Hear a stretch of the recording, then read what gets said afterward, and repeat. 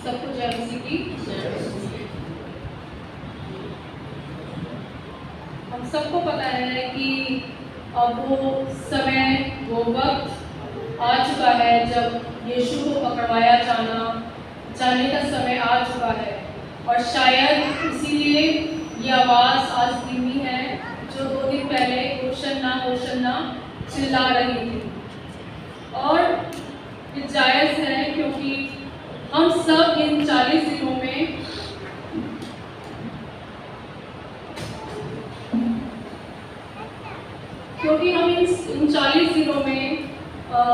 अपने आप को तैयार करते हैं, उपवास करते हैं। उपवास काल में गिरजा आते हैं, तरह तरह के कन्वेंशंस जाते हैं, प्रेयर मीटिंग्स जाते हैं और ज़रूर जाते हैं क्योंकि कहीं ना कहीं हमें पता है कि ये उपवास काल चल रहे हैं, लेंट डेज चल रहे हैं। अगर हम पीछे पलट कर देखें, अपनी उम्र एक बार अपने मन में अगर दोहरा लें तो आप सोच के देखिए कितने गुड फ्राइडे, कितने पाम संडे, कितने 40 दिन हमने बिता दिए हैं, बेकार कर दिए हैं। तो आज हम सब शायद कहीं ना कहीं थोड़े उदास हैं क्योंकि हम जानते हैं कि यीशु का पकड़वाया जाना अब तय है और उस समय अब स्टार्ट हो गया है। आइए हम प्रार्थना करें। धन्यवाद करते परमेश्वर आज के सुंदर समय के लिए यीशु राजा। धन्यवाद करते परमेश्वर अपने वचन के लिए तूने हम सबको यहाँ एकत्रित किया परमेश्वर। धन्यवाद करते कि तूने हमें बहुतों से अलग करके आज यहाँ अपने वचन के सामने हमें बिठाया परमेश्वर। होने के आज यहाँ से जो भी कुछ बोला जाए वो हम सबके जीवन में आशीष का कारण बने परमेश्वर। और होने के हम दबा ये 40 दिन, ये उपवास काल, ये होली वीक हमारे लिए बेकार ना जाने पाए परमेश्वर। होने दे जब हम यहाँ से जाएं तो तेरी आशीष को, तेरे वचन को अपने जीवन में अमल करके ही यहाँ से जाएं परमेश्वर। इस सारी दुआ प्रार्थना यीशु मसीह के नाम से मांगते सुनो ग्रहण करें, आमीन। अब उस समय था कि जब यीशु को पकड़वाया जाना था और पहला वचन जब हम पढ़ते हैं तो यहाँ लिखा है कि हमारे सामने जो सुसमाचार पढ़ा था मरकुस 14 अध्याय 1 से 9, उसके पहले वचन में लिखा है 2 दिन बाद फसह और अख़मीरी रोटी का पर्व होने वाला था। प्रधान याजक और शास्त्री इस बात की खोज में थे कि उसे कैसे छल से पकड़वा और मार डाले।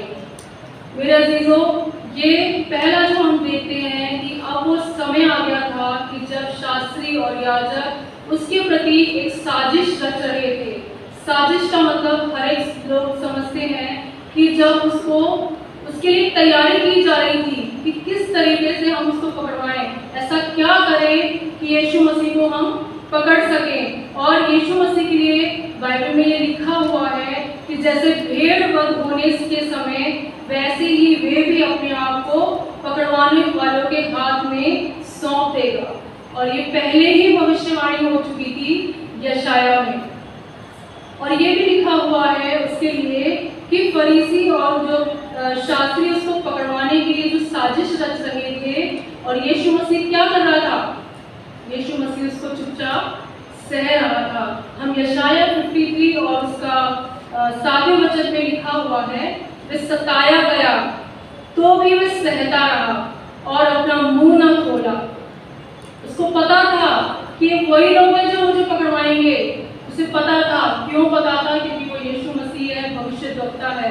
उसे पता था कि ये सब क्यों हो रहा है, लेकिन फिर भी वो चुप वहाँ बैठा हुआ था। ये बहुत मुश्किल है।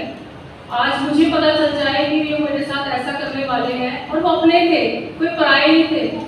और अपने अगर हमारे साथ बुरा करते हैं तो सबसे बड़ा दुख वही होता है। तो वो सोच के देखो, इमेजिन करके देखो, फील करके देखो, वो उसके अपने थे।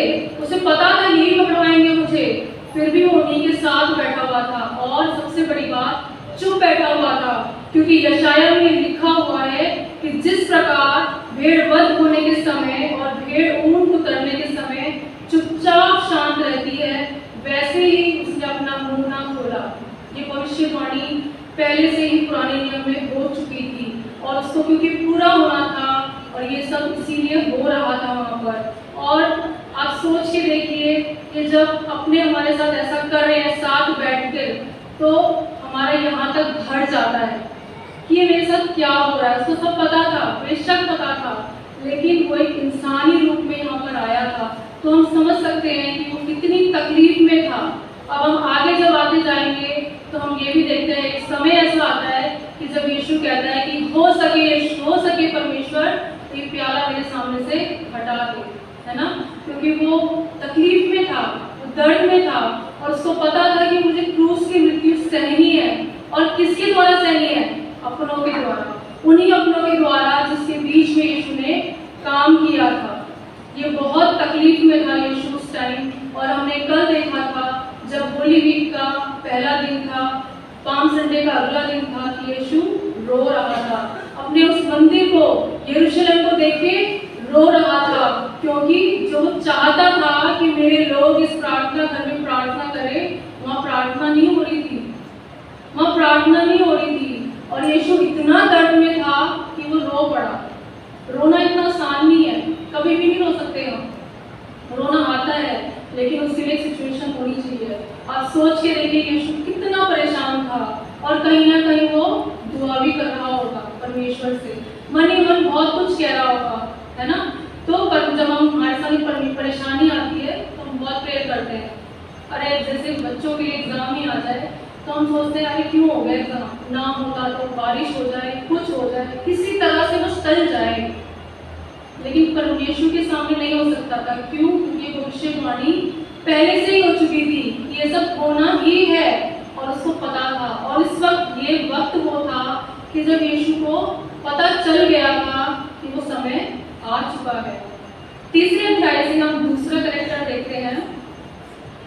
जब वे बैतनिया में शमौन कोढ़ी के घर भोजन करने बैठा हुआ था, जब यीशु मसीह पाम संडे के बाद यरूशलेम से निकले और बैतनिया गांव में गए, तो वो एक शमौन कोढ़ी के घर पे गए। शमौन कोढ़ी जो था, शमौन कोढ़ी के लिए हम पढ़ते हैं, शमौन कोढ़ी ने उसको अपने घर में बुलाया था। कैसे बुलाया था? विनती करके। वो हम पढ़ते हैं लूका 7 उसका 36 में। फिर किसी फरीसी ने उससे विनती की कि वह उसके साथ भोजन करे, अतः वो उस फरीसी के घर में जाकर भोजन करने बैठा। अजीजों, शमौन जो था ना, वो एक अच्छा व्यक्ति नहीं था, कोढ़ी था, बीमारी थी। कोढ़ एक ऐसी बीमारी है जो फैलती है ना। और अब सोच के देखो, उसको लोग कितना कुछ जानते होंगे उस वक्त में, लेकिन उसने परमेश्वर से प्रार्थना करी, यीशु से विनती करी कि यीशु तू मेरे घर में आ। और यीशु ने उसकी विनती को, प्रार्थना को सुना और वो उसके घर गया, क्योंकि यीशु आया ही उन लोगों के लिए है, इसीलिए यीशु उनके घर गया। और उसके बाद अगला कैरेक्टर हम देखते हैं मरकुस 14 उसके 3 अध्याय में ही। तब एक स्त्री संगमरमर के पात्र में जटामासी का बहुमूल्य शुद्ध इत्र लेकर आई और पात्र तोड़कर इत्र को उसके सिर पर उड़ेल दिया।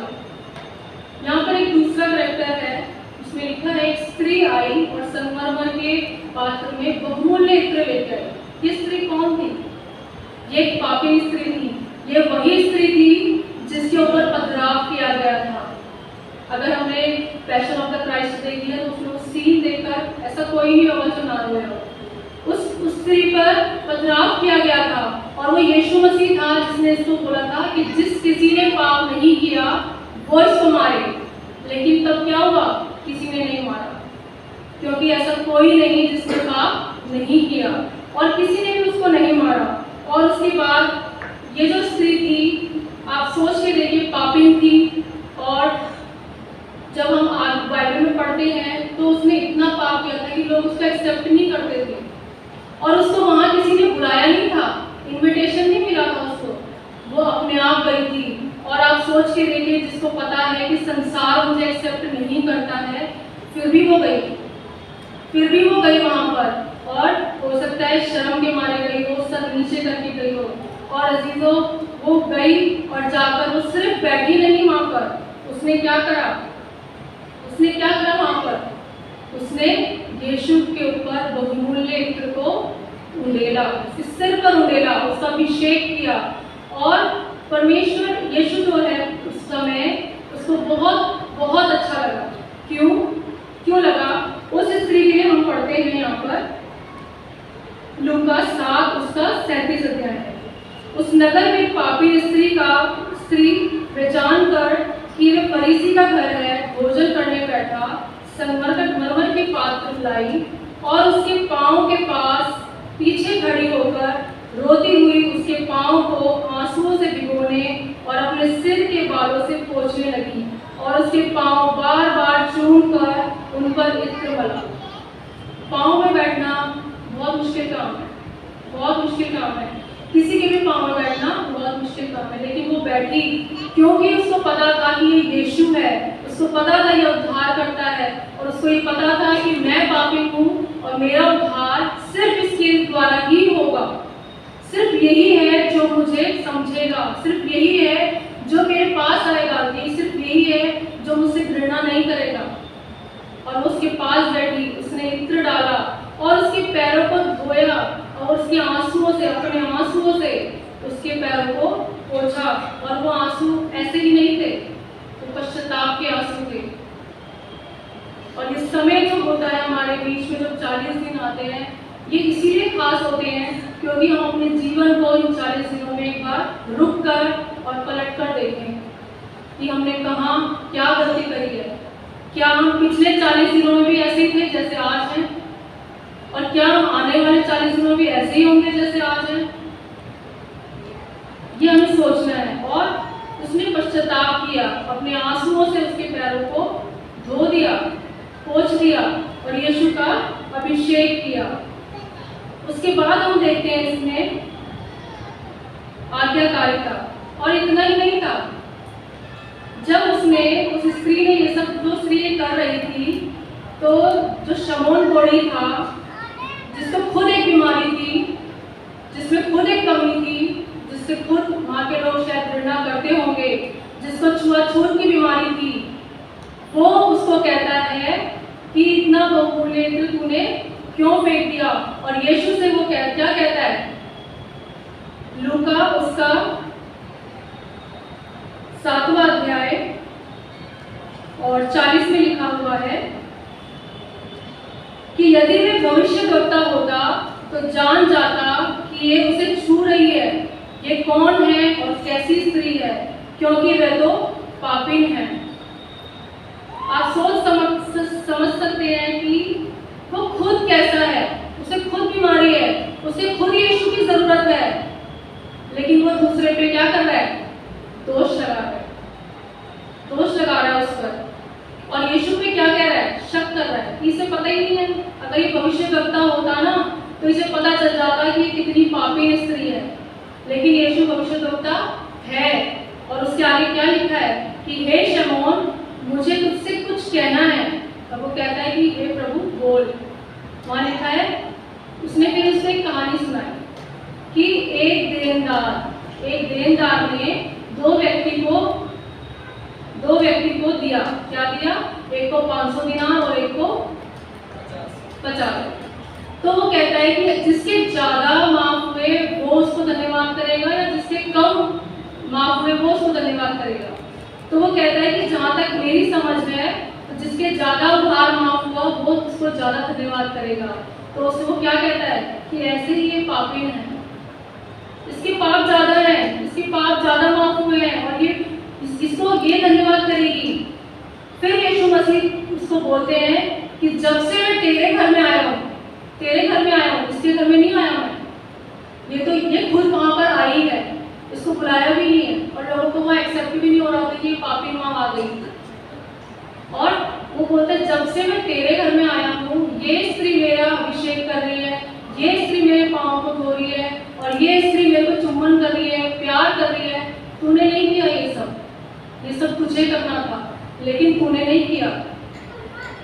और उसके बाद जब ये सब हो रहा था, शमौन कोढ़ी जब उस पर इल्ज़ाम लगा रहा था, वहाँ के लोग और भी होंगे, उन्होंने भी उसको बहुत कुछ बोला होगा क्योंकि वो पापिन थी, उस पर बहुत सारे उसको एक्सेप्टेड नहीं था। और सब सोच रहे होंगे ना कि हम लोग तो बैठे हैं और ये यीशु मसीह के पैरों पे ही बैठ गई है ना, बिल्कुल ही पास बैठ गई। सोच रहे होंगे, बोल भी रहे होंगे, लेकिन यीशु मसीह क्या करते हैं? उसको प्रोटेक्ट करते हैं, उसकी रक्षा करते हैं। और लिखा है, जब ये सब हम बातें पढ़ते हैं उसके लिए यीशु मसीह शमून को बोलते हैं कि जब से मैं आया हूँ ये मेरी सेवा कर रही है, ये मुझे प्यार कर रही है, तूने नहीं किया और तू क्या कर रहा है? उल्टा उसको सवाल उठा रहा है कि ये कहाँ से आ गई, ये कहाँ से आ गई। ये भविष्यवक्ता होता तो इसको पहचान जाता, पर ये नहीं पहचान रहा, लेकिन यीशु ने उसको भी वहाँ प्रोटेक्ट किया। और इतना ही नहीं, यीशु ने अपने वहाँ पर अपने जो शारीरिक संसारिक जो मृत्यु थी उसकी भी घोषणा करी। और उसके आगे लिखा हुआ है मरकुस 14 उसके 6 अध्याय से लिखा हुआ है, यीशु ने कहा, उसे छोड़ दो, उसे क्यों सताते हो? उसने तो मेरे साथ भलाई की है। कंगाल तुम्हारे साथ सदा रहेंगे और तुम जब चाहो तब उनकी भलाई कर सकते हो, पर मैं तुम्हारे साथ सदा ना रहूंगा। कहीं ना कहीं खुदा ने ये डिक्लेयर किया कि अब शारीरिक तौर पर मैं तुम्हारे साथ नहीं रहूंगा, लेकिन हम बाइबल पढ़ते हैं, वहाँ क्या लिखा है कि जगत के अंत तक मैं तुम्हारे साथ हूँ। और यीशु रहता है, हमारे साथ है, इसीलिए शायद आज हम यहाँ बैठे हैं, उसके वचन सुन रहे हैं, उसकी विनती प्रार्थना कर रहे हैं। नहीं तो बारिश में कोई मूर्ख नहीं है जो घर से उठकर यहाँ आएगा। हम लोग इसीलिए आए हैं क्योंकि हम परमेश्वर के, यीशु के भूखे हैं, उसके वचन के भूखे हैं। हमें पता है कि हमारा उद्धार भी इसके जरिए ही होगा। और यीशु ने क्या कहा, सिर्फ इतना ही नहीं, अपनी शारीरिक संसारिक डेथ को डिक्लेयर नहीं किया। यहाँ बता रहा है वो कि अब मैं तुम्हारे साथ ज़्यादा वक्त नहीं रहूँगा, क्योंकि 2 दिन बाद फसह का पर्व है, अब मैं तुम्हारे साथ नहीं रहूँगा। और उसने एक काम भी हमें दिया। तो क्या काम दिया कि तुम्हारे साथ कौन रहेगा? कौन रहेगा संसार में? तुम्हारे साथ कंगाल रहेंगे, तुम्हारे साथ कंगाल रहेंगे। और हम पढ़ते हैं कि जिसने छोटे से छोटे की मदद करी उसने मेरी मदद करी, जिसने बीमारों की सेवा करी उसने मेरी सेवा करी। और ये काम यीशु हमें दे के गया हुआ है, ये काम हमें यीशु दे के गया है। उसने कहा कि मैं तो चले जाऊंगा, लेकिन कंगाल तुम्हारे बीच में हमेशा रहेंगे, आज कल सुबह शाम नहीं, हमेशा रहेंगे। और आज हमारे पास यीशु शारीरिक तौर पे तो नहीं है, लेकिन ये वचन उसका हमारे साथ है। और ये हमारे ऊपर डिपेंड करता है कि इस वचन को हम किस तरीके से सेवा करते हैं, इस वचन की कैसे हम देखभाल करते हैं। जैसे यीशु उस टाइम उसके घर पर आया, उसने अमूल्य इत्र उस पर डाला, उसको अभिषेक किया, उसको चुंबन किया और उसको प्यार किया, अपने बालों से उसके पैरों को साफ किया। ये बाइबल है आज हमारे पास, उसका एक दिया हुआ। हम इसके साथ क्या करते हैं? कितनी बार पढ़ते हैं, कितनी बार समझते हैं और कितनी बार समझाते हैं? हम पलट कर देखें, अगर संडे को गिन ले, सिर्फ संडे को गिन लेना, तो भी कई साल बीत गए हैं और शायद आज भी हम लोग दूध ही पी रहे हैं। कब तक हम दूध ही पीते रहेंगे? और कब तक यीशु मसीह का ये वचन हमें ऐसे ही समझाता रहेगा कि हमें क्या करना है? ऐसे कई मौके निकल जाएंगे, वक्त निकल जाएगा। ये तभी मुमकिन है जब इस बाइबल को, इस यीशु मसीह के वचन को हम डेली उठाएं, डेली पढ़ें। और आप यकीन मानो, इसको आप जितनी बार उठाओगे ना, अगर आप एक वचन भी रोज पढ़ोगे ना, रोज आपको खुदा अलग समझाएगा, अलग समझाएगा, अलग समझ आएगा। और जब आप एक वचन पूरे दिन में किसी एक व्यक्ति को भी बताओगे ना, उसका उद्धार तय है। और उसका ही नहीं, आपका भी उद्धार तय है। क्यों? क्योंकि आप एक आत्मा को यीशु मसीह में ला रहे हो। एक आत्मा को जीतना और यीशु मसीह में लाना ही हमारा काम है। ये हमें यीशु मसीह काम देके गया है। और जब उसने ये सब किया, उसके बाद इतना ही नहीं था, उसने उस स्त्री को एक वरदान भी दिया। और वो पापी थी, लोगों के नजरिए में नॉट एक्सेप्टेड थी, लेकिन उसको वहाँ वरदान मिलता है। वैसे ही मिलता है जैसे उस क्रूस में उस डाकू को मिला था, तुरंत मिला था। तुरंत यीशु ने कहा था कि आज ही तू मेरे साथ स्वर्गलोक में होगा, आज ही। कोई टाइमिंग नहीं मिला, कोई अपॉइंटमेंट नहीं मिली थी। और इस स्त्री को भी उसी वक्त यीशु ने क्या कहा, मैं तुमसे सच कहता हूँ कि सारे जगत में जहाँ कहीं सुसमाचार प्रचार किया जाएगा, वहाँ उसके काम की चर्चा भी ग्रहण की जाएगी। और ये ऐसे ही नहीं था, ये आज तक बाइबलों में है, ये आज तक हम सुन रहे हैं, ये आज तक हम पढ़ रहे हैं। और आप सोच के देखिए कि वो स्त्री धन्य हो गई, पापी स्त्री थी लेकिन धन्य हो गई क्योंकि यीशु मसीह के वो चरणों में आ गई, पश्चाताप कर लिया, उसने माफी मांग ली और यीशु मसीह ने उसको क्षमा किया। और क्षमा करते ही क्या हुआ, यीशु ने उसको प्रोटेक्ट किया उन शास्त्री से, उन याजकों से जो उस पर ब्लेम लगा रहे थे। वो शमौन कोढ़ी जो खुद इतने बीमारी में था, जो उस पर लांछन लगा रहा था, उससे उसको प्रोटेक्ट किया। मेरे अजीजों, आज वो वक्त है कि एक दूसरे पे दोष मत लगाओ, क्योंकि हमें नहीं पता कि हमारे अंदर क्या कमी है और कहाँ कमी है।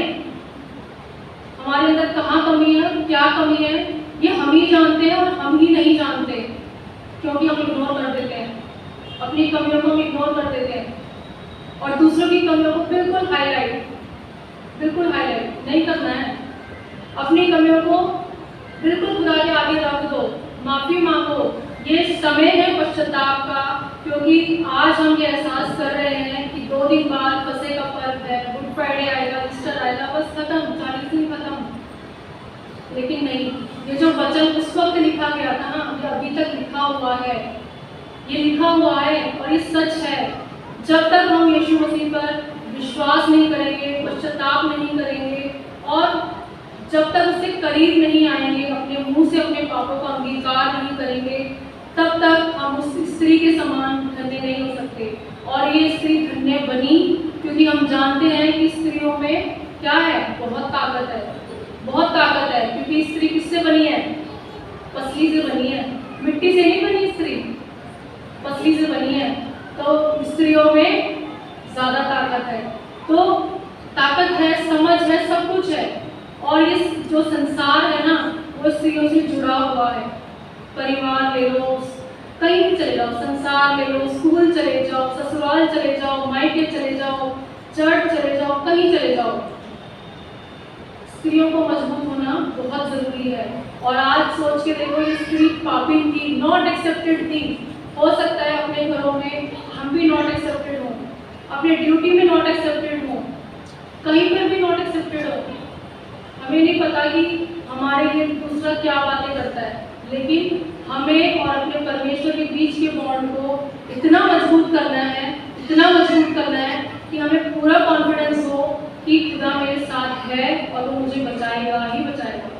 अपना पश्चाताप डेली करना है, डेली पश्चाताप करना है, डेली परमेश्वर की सेवा करनी है, क्योंकि हमारा काम है और ये हमारा अधिकार है उसकी सेवा करना। क्यों है? क्योंकि लास्ट वेडनेसडे हमने सुना था कि परमेश्वर ने जगत से ऐसा प्रेम किया कि उसने अपना इकलौता पुत्र दे दिया, ताकि जो कोई इस पर विश्वास करे वो नाश न हो परंतु अनंत जीवन पाए। अगर अनंत जीवन चाहिए तो अपना पश्चाताप करना है, जरूर करना है। और ये जो क्रॉस हमारे सामने है, इसको नहीं भूलना है, कभी नहीं भूलना है। ये क्रॉस हमारी वजह से है और इसका जो कर्ज है ना, वो हमारे ऊपर है। हम अपने बच्चों से, अपने माँ बाप से, अपने अड़ोसी पड़ोसी सबसे प्रेम करते हैं और यीशु तो प्रेम करता ही है, लेकिन हम कब करेंगे? कब हम बोलेंगे यीशु मैं तुझसे बहुत प्यार करती हूँ? कब बोलेंगे?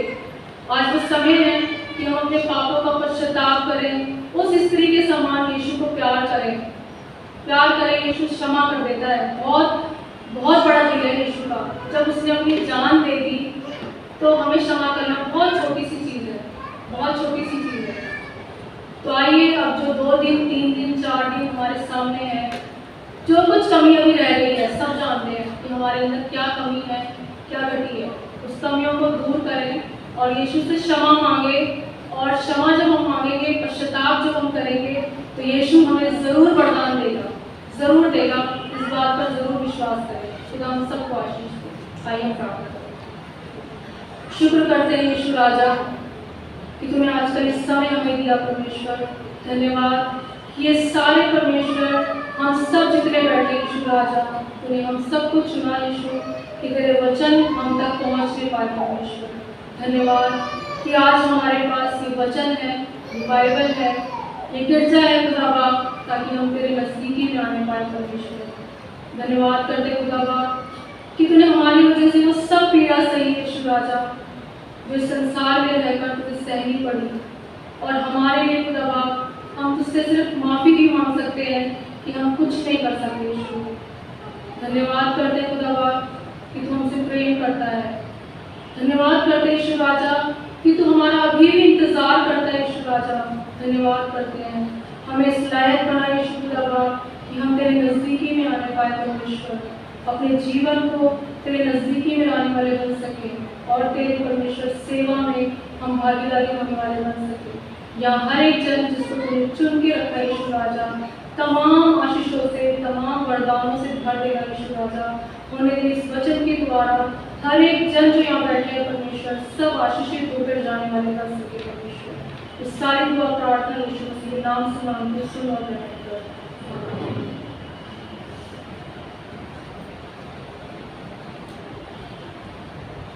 आइए